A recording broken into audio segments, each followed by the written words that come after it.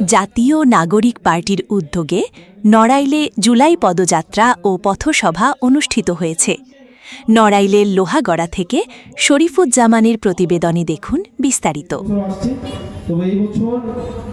শনিবার জুলাই ২৫ তারিখে নড়াইল শহরের পুরাতন বাসস্ট্যান্ড মুক্তমঞ্চে আয়োজিত এ কর্মসূচিতে প্রধান অতিথি হিসেবে উপস্থিত ছিলেন দলের দক্ষিণাঞ্চলের মুখ্য সংগঠক ও কুমিল্লা ৪ আসনের সংসদ সদস্য হাসনাত আবদুল্লাহ।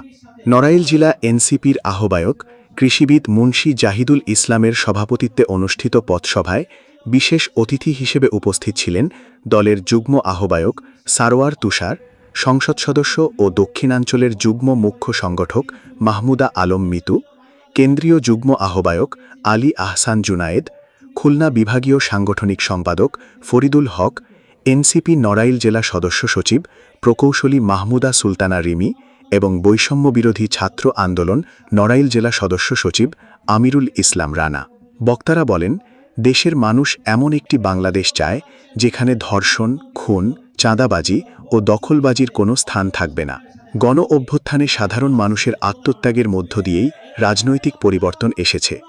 তাই একটি ন্যায়ভিত্তিক, বৈষম্যহীন ও মানবিক রাষ্ট্র গড়তে সবাইকে ঐক্যবদ্ধ থাকতে হবে এবং পুরনো অন্যায় অবিচারের ধারার বিরুদ্ধে সচেতন থেকে সত্য ও ন্যায়ের পক্ষে সোচ্চার হতে হবে। এ সময় এনসিপি নড়াইল জেলার সিনিয়র যুগ্ম আহ্বায়ক SM সাইফুজ্জামান, শাহজাহান খান সাজু সহ জেলা ও উপজেলা পর্যায়ের নেতাকর্মীরা উপস্থিত ছিলেন।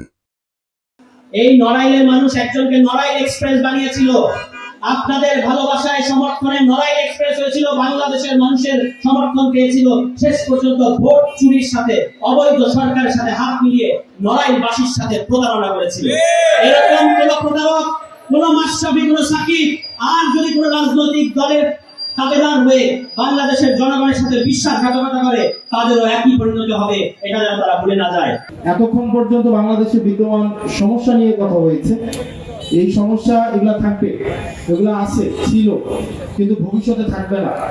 তখন থাকবে না যখন আমরা আমাদের অধিকারটা বুঝে নেওয়ার সাথে সাথে আমরা আমাদের কর্তব্যটাও যখন যথাযথভাবে পালন করব, তখন আর এই জিনিসগুলো থাকবে না।